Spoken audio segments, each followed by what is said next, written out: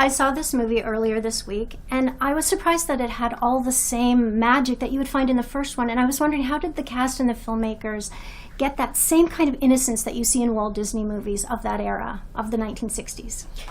I think, well, thank you, but I think that the kind of, if the movie works, it's because we all felt so protective of and so much love for the original movie. It's part of all of our sort of DNA, and nobody on that set didn't feel incredibly passionately about the first film. And I think the second film comes out of love in a way for the first, and not wanting to let it down and wanting to protect its memory and to do right by it, and also of course to create something new and walk that line between honouring the first and making something different and that can stand on its own. So but yes, it all comes from love. There was no cynicism involved in any area of making this film, and that's down to, in large part, Rob Marshall, the incredible director.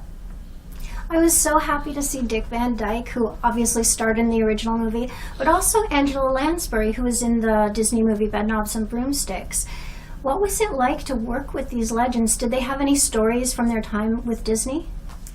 Yes, I mean, I felt so excited too to be connected to the sort of history of Disney, and in some ways the history of movies, by being in this film, by being in this sequel, by having these great performers in their 90s come back and do these sort of star turns. It was an amazing privilege.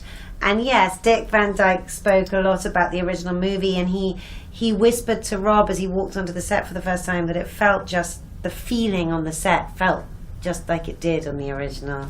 And he talked a lot about Walt Disney himself and how Walt Disney as a personality kind of embodied the spirit of this film, just as Dick Van Dyke does, which is, they're men who have kept their imagination alive. They've kept their childhood imagination strong, and their sense of joy and wonder and curiosity at the world.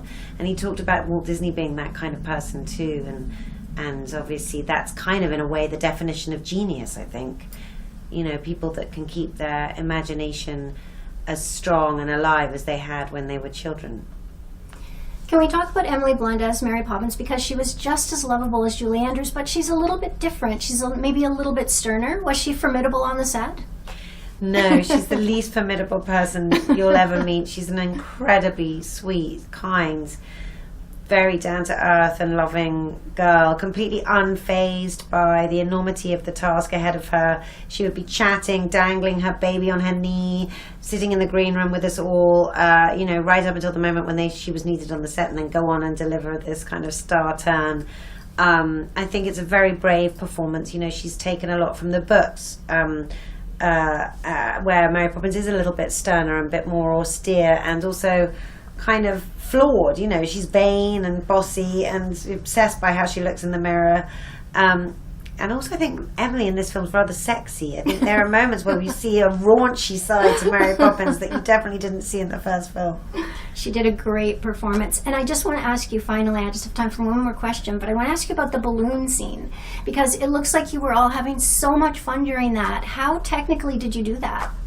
Well, we were all actually suspended from ropes on cranes in the air high above Shepperton Studios in the real world, and it was not fun at all for me because I'm terrified of heights. So any fun that I seem to be having is purely acting. I was just terrified. Wow. But it was marvelous to have done it, but I was very pleased when it was over.